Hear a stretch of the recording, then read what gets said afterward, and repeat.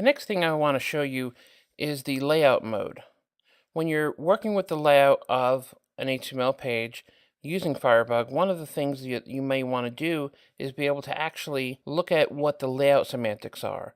This is what the browser is truly using to show the layout of a particular item. So let's use the inspector over here to go ahead and find, let's say, a whole element of one of our games on our page. And on the right hand side, there's a tab over here called Layout.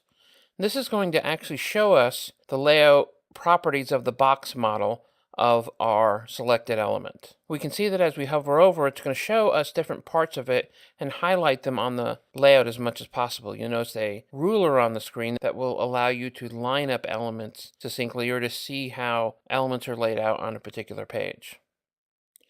So we can see in the traditional HTML box model the size of the element, the size of the padding, the size of the border, and then the size of the margin to really see how this is laid out. We can also see that the content box is how the box is being sized, the position is static, and even look at the z-index here. We're given a lot of information.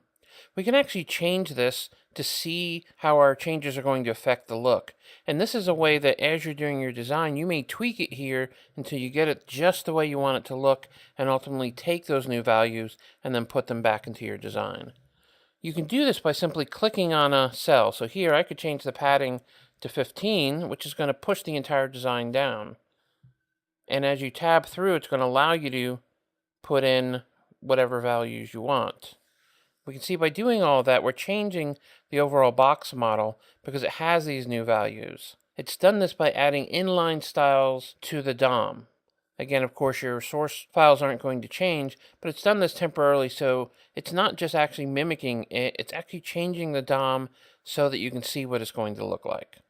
So what we can see here is the changes we made actually affected the element by adding inline CSS style. So you could be taking these values and actually pushing them out to your CSS style sheets in order to take this new look and feel.